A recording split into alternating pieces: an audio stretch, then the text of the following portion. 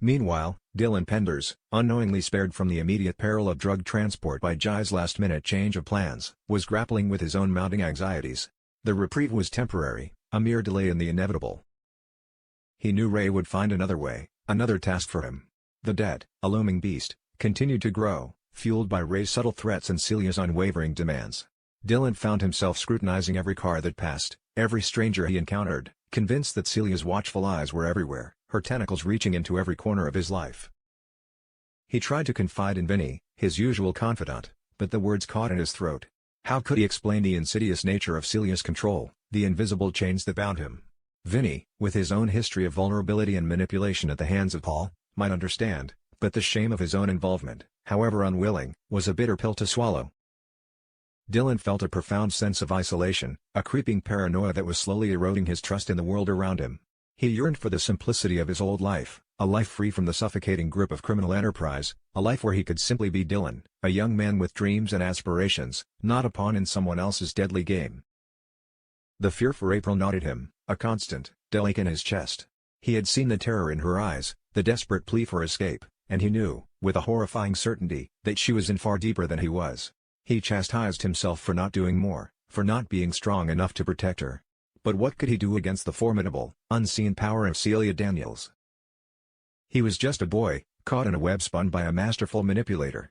The helplessness was a crushing burden, making him feel smaller, weaker, more insignificant than ever before. In the cold, calculating heart of Celia Daniels' operation, the missed opportunity with Dylan and the successful handling of April's delivery were mere tactical adjustments. Celia, ensconced in her impeccably furnished, yet strangely sterile, countryside home, surveyed a meticulously organized spreadsheet on her tablet. Each row represented a shipment, each column a profit margin, each number a life irrevocably altered by her machinations. Her expression was impassive, her eyes, like ships of ice, betrayed no emotion. The human cost was simply a variable in her grand equation, an acceptable casualty in the relentless pursuit of power and wealth. She made a quick call to Ray, her voice a low, even purr. Dylan proved challenging, she observed, the hint of a smirk playing on her lips. But resourceful. Billy will suffice for Hull. And April? A beat of silence, a subtle test. Ray, on the other end, shifted uncomfortably. Even he, molded by Celia's hands, felt a flicker of something akin to unease when it came to April. Her innocence, her desperate vulnerability, chipped away at the hardened layers of his manipulated psyche. April delivered, as instructed, Ray replied, his voice flat, betraying none of the internal turmoil that churned within him. He had seen the raw terror in her eyes, the way she had crumbled, and a seed of doubt, a tiny, insidious crack, had begun to form in the carefully constructed edifice of his loyalty to Celia. He reminded himself of his own past, the homelessness, the hunger, the salvation offered by Celia, a twisted salvation, perhaps, but salvation nonetheless. He owed her everything, he reminded himself. He was her creation, her instrument. But a part of him, a deeply buried, almost forgotten part of the kind-hearted boy he once was, rebelled against Celia's casual cruelty. He had formed a connection with April and Dylan, a carefully cultivated illusion of protection, but an illusion that had, at times, felt almost real. He had seen them as more than just pawns, he had seen their fear, their desperation, their yearning for freedom. And the sight of April's brokenness had resonated with a forgotten pain within himself. He was the one who had brought them into this world, the one who had promised to shield them, and now, he was a direct participant in their slow, agonizing descent. Celia, oblivious to Ray's burgeoning internal conflict, continued to issue directives. We need to expand into the Northern Territories. The Liverpool connection is vital. Find someone else for the next delivery. Someone less prone to emotional complications. Her words were a chilling reminder of April's expendability, a stark testament to Celia's ruthless efficiency. Ray nodded, his jaw tight, his eyes fixed on a distant point outside his window. The vastness of Celia's empire, once a source of pride, now felt like a suffocating cage, trapping not only April and Dylan, but also himself. The puppet master was not only pulling the strings of others, but his own as well. Away from the insidious world of drug networks and harrowing betrayals, the spirit of Christmas, albeit a slightly chaotic one, was slowly beginning to infuse Emmerdale, particularly around Ruby Milligan. Beth Cordingley's promises of festive cheer, however, seemed destined to be punctuated by Ruby's unique brand of endearing blunders. The fun storyline involving Monpreet and Caleb was taking shape, and true to Beth's predictions, it involved plenty of Monpreet getting wound up, Caleb's exasperated sighs, and Ruby's valiant, if not always successful, attempts to extricate herself from sticky situations. The latest sticky situation found Ruby, adorned in a pristine, bright yellow high-vis jacket that seemed several sizes too large, and a pristine white hard hat that perpetually threatened to slide over her eyes, attempting to help out at the Dale's haulage depot. Her intention was undoubtedly good, a gesture of support for Caleb, perhaps a subtle way of embedding herself deeper into his life, or simply a fleeting, misguided desire to try something new. The reality, however, was a masterclass in comic incompetence. She had somehow managed to tangle a forklift truck's controls, causing a pallet of neatly stacked boxes to teeter precariously, sending a ripple of panic through the usually organized depot. Caleb, his face a mask of weary disbelief, rushed over, his arms flailing in a desperate attempt to avert disaster. "Ruby! What on earth are you doing?" he exclaimed, his voice a mixture of exasperation and genuine concern for the falling boxes. Manpreet, who had arrived to drop off some supplies, stood by, her arms crossed, a knowing smirk playing on her lips. The scene was pure Ruby, a blend of good intentions and utterly disastrous execution. "I was just trying to reorganize," Ruby declared, her voice a little too high-pitched, a telltale sign of her burgeoning panic. It looked like it needed a creative touch. The pallet finally succumbed to gravity, sending a cascade of empty cardboard boxes tumbling to the ground with a surprisingly loud clatter. Caleb buried his face in his hands, a groan escaping his lips. Manpreet, however, could no longer contain her laughter, a hearty, unrestrained sound that filled the depot. Ruby, initially mortified, slowly began to laugh too, a bright, uninhibited sound that was a welcome change from the shadows of her past. The shared laughter, even at her own expense, was a balm, a sign of the unexpected camaraderie that had blossomed between her and Manpreet.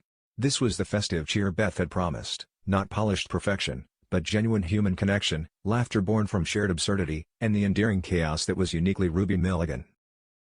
Later, as Caleb surveyed the wreckage of the boxes, Ruby, surprisingly, offered a genuine, if still slightly awkward, apology.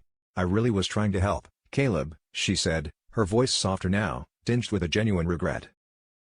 Caleb, still rubbing his temples, finally looked at her, a small smile replacing his exasperated frown. "I know, Ruby. I know." The moment was a quiet testament to their evolving relationship, a hint of the deeper connection that lay beneath the surface of their frequent squabbles. The Christmas chaos had begun, and while it promised more headaches for Caleb, it also brought a much-needed lightness and a strengthening of the bonds that defined Ruby's new life in Emmerdale. The silence in the King household was a palpable entity, heavy with unspoken fear and accusation. The morning of October 13th had delivered its cruelest blow. Carl Holliday, their son, was formally taken into police custody. The flashing blue lights of the police car, the stern faces of the officers, the click of the handcuffs, though unseen by the viewers, the scene played out vividly in the minds of Nicola and Jimmy. The image of their son, so young, so vulnerable, being led away, was a searing pain that no parent should ever have to endure. Nicola's earlier pleas to the officers not to ruin Carl's life now echoed with a haunting futility. His life, as they knew it, was already irrevocably altered. Inside the police station, the air was thick with tension. Carl, pale and trembling, sat across from the interviewing officer, the weight of his actions pressing down on him. His confession, whispered and full of shame, had been a moment of devastating honesty. But the legal implications, the stark reality of the consequences, were far more terrifying than he could have imagined. His insistence that he hadn't asked Clemmy to take the picture was a desperate attempt to mitigate his guilt, but the act of sharing, of distributing, was a crime in itself. He was a boy caught in an adult world of legal complexities, his youthful folly now carrying the crushing weight of serious charges. Back in Emmerdale, the rift between the Tate and King families, already strained by recent events, widened into a chasm. Nicola, her grief and fear morphing into a potent cocktail of anger and resentment, sought out Dawn. The confrontation, inevitable and explosive, took place in the village square, a public arena for their private pain. "How could you do this, Dawn?" Nicola's voice, raw with emotion, cut through the crisp autumn air. "How could you let them take my son?" Her words were laced with a venom born of desperation, a misplaced blame that stung Dawn deeply. Dawn, her own heart heavy with the tragedy of the situation, met Nicola's gaze with a fierce, unwavering resolve. "Nicola, this isn't about me," she responded, her voice trembling but firm. "This is about what Carl did. Clemmy is a child, a victim. And Carl needs to face the consequences." The mention of Clemmy as a victim, a truth that Nicola was unwilling to fully acknowledge, ignited a fresh surge of fury in her. "Victim?" Nicola scoffed, a bitter laugh escaping her lips. "She took the picture herself. She sent it. My son is being punished for her indiscretion." The words were cruel, unfair, and a desperate attempt to deflect the blame, to protect her own. Dawn recoiled, a flash of righteous anger in her eyes. "Don't you dare blame Clemmy," she retorted, her voice rising. "She's a child who made a mistake that Carl exploited. He shared that image, Nicola. He distributed it. That's a crime." The argument escalated, their voices growing louder, their words sharper, cutting deeper with each exchange. Onlookers, drawn by the escalating tension, watched in stunned silence as the two women, once bonded by shared lives and friendships, now stood on opposite sides of an unbridgeable chasm of grief, blame, and a desperate fight for their children. The confrontation was a microcosm of the larger tragedy, a testament to the destructive power of a single, devastating mistake. The Kings and Tates, once intertwined, were now locked in a bitter struggle, their families torn apart by a child's mistake and an adult's devastating choices. The path forward was unclear, but one thing was certain: the emotional fallout from Carl's arrest would reverberate through Emmerdale for a long, long time. As the storm clouds gathered over Emmerdale, a chilling truth began to emerge, not through overt actions, but through subtle shifts in the village's undercurrents. The drug network, orchestrated by Celia Daniels, was not a localized operation, but a sprawling, insidious web with tendrils reaching far beyond the dales. The initial perception of Celia as a lone mastermind, supported by Ray, began to fracture, revealing glimpses of a larger, more powerful, and far more dangerous entity. Whispers of the organization, a shadowy collective of ruthless individuals, began to circulate in hushed tones, fearfully exchanged between those who had inadvertently brushed against its edges. Celia, for all her cunning and ruthlessness, was not at the apex of this pyramid. She was a crucial, highly valued player, a regional manager of sorts, but ultimately, still a cog in a much larger, more formidable machine. Her cold, calculating nature, once a source of terror, now seemed like a reflection of the even colder, more detached individuals who truly pulled the strings from the shadows. The valuable client Tim, to whom April had been forced to deliver the cocaine, was not merely a random customer. He was a high-ranking member of this larger organization, his presence in the anonymous hotel a deliberate test, an assessment of Celia's efficiency and, more chillingly, of her recruit's pliability. The fact that April had been sent alone, instructed to take a drink, was not just Ray's manipulation, it was a carefully constructed scenario designed by the organization to gauge April's vulnerability, her potential as a deeper asset, perhaps even for purposes far more sinister than drug delivery. This realization, yet to fully dawn on April, was a terrifying premonition of the depths to which she could be dragged. The incident in the hotel room was not merely an isolated terror, but a calculated probing, a sinister initiation into a world far darker than Emmerdale had ever known. Ray, increasingly conflicted, began to notice these subtle signs, these chilling indicators of a power greater than Celia. He overheard hushed conversations, saw encrypted messages on Celia's phone, caught glimpses of unfamiliar faces visiting her secluded home, faces that exuded a quiet, dangerous authority that even Celia seemed to defer to. The facade of his mother's sole control began to crumble, revealing a deeper, more dangerous hierarchy. His carefully constructed loyalty to Celia, built on years of manipulation and a twisted sense of gratitude, started to waver under the weight of this new, terrifying understanding. He began to question his own role, his own complicity, not just in Celia's empire, but in the machinations of this unseen organization. He had always believed he was working for Celia, building her criminal empire. But what if he was merely a tool for something far grander, far more destructive? The thought was a bitter pill, eroding the last vestiges of his self-worth and control. His connection with April and Dylan, once a fleeting, superficial attempt at protection, now felt like a desperate act of rebellion, a small, futile attempt to exert some personal agency in a world where he was increasingly a prisoner himself. The shadows in Emmerdale were growing longer, deeper, and far more pervasive than anyone had ever imagined. April Windsor, haunted by the specter of the hotel room, moved through her days in a disquieting haze. The vibrant spark that once defined her, the quick wit and infectious laughter, had been extinguished, replaced by a hollow-eyed weariness. She recoiled from physical touch, even innocent gestures of comfort from her loved ones.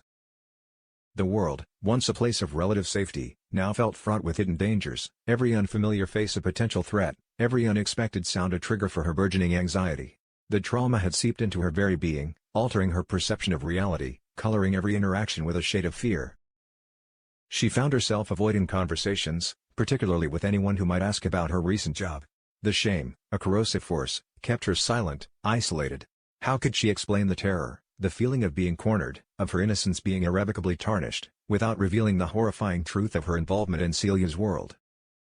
The burden of her secret was immense, a crushing weight that threatened to suffocate her. She longed to confide in someone, to unburden herself, but the fear of judgment, the fear of further entanglement, was too great. Marlon, ever perceptive, noticed the subtle shifts in April's demeanor. The way she flinched at loud noises, the distant look in her eyes, the way she picked at her food, barely eating. His paternal instincts screamed that something was terribly wrong, but April expertly deflected his gentle inquiries, fabricating vague excuses about feeling unwell, about the stress of school. He watched her with a growing unease, a deep worry settling in his heart. He knew April, knew her resilience, and this shadowed, withdrawn version of his daughter was a stark departure from the girl he cherished. Meanwhile, Dylan, still wrestling with his own silent anxieties, found himself drawn to the familiar comfort of the garage. He immersed himself in the mechanics of engines, the tangible reality of grease and steel, a welcome distraction from the intangible horrors that plagued his mind. He worked with a fierce, almost desperate energy, hoping to exhaust his body enough to silence the relentless churn of his thoughts. The days following April's terrifying encounter in the hotel room dissolved into a blur of oppressive silence and mounting dread. Each sunrise brought with it not hope, but a heavier blanket of fear, a deeper plunge into the abyss of her secret. The trauma had begun to manifest in insidious ways. Nightmares, vivid and suffocating, plagued her sleep, replaying the chilling tableau of Tim's predatory gaze and her own paralyzing fear. She would wake in a cold sweat, her heart hammering against her ribs, the phantom scent of cheap cologne and stale fear clinging to her. During the day, she moved through the Dingle home like a ghost, her once bright eyes now shadowed with a haunted, distant look. Laughter, once a familiar sound, now felt alien, a painful reminder of the joy she had lost. Marlon, his paternal instincts screaming, couldn't ignore the drastic change in his daughter. He tried to reach her, his voice gentle, laced with an aching concern. "April, love, are you all right? You've been so quiet. Is something bothering you at school?" April would offer a forced smile, a carefully constructed lie. "Just tired, Dad. Lots of homework." But the lie felt thin, transparent, and Marlon's worry only deepened, a knot tightening in his stomach. He saw the way she recoiled from his touch, the way her eyes darted nervously around the room, always searching, always on edge. He knew, with a certainty that chilled him to the bone, that this was far more than just tiredness. Meanwhile, Dylan, consumed by a suffocating mixture of guilt and growing paranoia, made a desperate decision. He had to tell someone, anyone, about the drug network, about Celia, about Ray. The secret was eating him alive, and the fear for April, a constant, gnawing ache, pushed him to the brink. He chose Vinny, his oldest friend, someone who understood the insidious nature of control and manipulation. Under the guise of a casual chat about cars, Dylan led Vinny to a secluded corner of the garage, his voice hushed, eyes darting nervously around. "Vinny, mate, I'm in deep trouble," he began, the words tumbling out in a torrent of raw, desperate honesty. He recounted his recruitment, the debt, the pressure, the fear for April. He omitted the darkest details of April's hotel encounter, not out of malice, but from a desperate, protective instinct to shield her from further exposure. He painted Celia as the sole architect, Ray as her willing enforcer. "Vinny, listen," his face slowly transforming from casual interest to horrified disbelief. His own past with Paul, a chilling saga of abuse and manipulation, made him acutely aware of the dangers Dylan was describing. His hands balled into fists, his jaw tight. "Dylan, this is serious," he whispered, his voice laced with anger and fear. "We have to go to the police. Now." But before they could formulate a plan, before the faint glimmer of hope for escape could fully materialize, a shadow fell across the garage doorway. Ray Walters stood there, a predatory smile playing on his lips, his eyes, dark and cold, sweeping over the two boys. He had been lurking, watching, his intuition, honed by Celia's training, sensing the shift in Dylan's demeanor. He had heard enough. "Trouble, Dylan?" Ray's voice was low, menacing, a silken threat. "Sounds like you boys are getting a little too chatty. Remember, secrets have a way of coming out. And some secrets," he continued, his gaze flicking to Vinny, "can be very dangerous for those who hear them." The unspoken threat hung heavy in the air, a chilling reminder of Celia's reach, of the organization's ruthless efficiency. Vinny, despite his anger, felt a cold dread creep over him. He had seen this kind of menace before, had felt its suffocating grip. Ray then turned his attention fully to Dylan, his smile fading, replaced by a hardened resolve. "Change of plans, Dylan. No more riding shotgun with Billy. You're driving the whole shipment. Solo. And this time," he paused, his voice dropping to a terrifying whisper, "you're carrying a much bigger package. A special delivery, personally requested by Celia. Don't disappoint her, or April will pay the price." The words were a direct, brutal punch to Dylan's gut. The mention of April, the implied threat against her, was a psychological weapon far more potent than any physical harm. The brief, fragile hope of escape shattered, leaving only the bitter taste of fear and the suffocating realization that he was even deeper in Celia's grasp than he had ever imagined. The net had tightened, and the stakes, with April's safety now explicitly on the line, had become unimaginably high. In stark contrast to the unfolding horror in Dylan's life, Ruby Milligan's Christmas antics continued to provide a darkly comedic counterpoint. Her recent reorganization debacle at the depot had been a momentary amusement, quickly overshadowed by other, more pressing village dramas. However, Ruby, in her own inimitable way, was about to stumble upon something far more significant than a toppled pallet of boxes. Her latest self-appointed project involved helping Caleb with his important paperwork, a task he had reluctantly delegated to her after she insisted she had a flair for organizational aesthetics. This flair primarily involved sorting documents by color and scattering glitter on them, much to Caleb's exasperation. On this particular afternoon, as Ruby rummaged through a pile of what she deemed drab-looking files in Caleb's study, humming a festive tune, her fingers brushed against a hidden compartment in the desk. Curiosity, her ever-present companion, got the better of her. Inside, nestled amongst Caleb's legitimate business documents, was a small, encrypted USB stick and a series of cryptic, coded messages handwritten on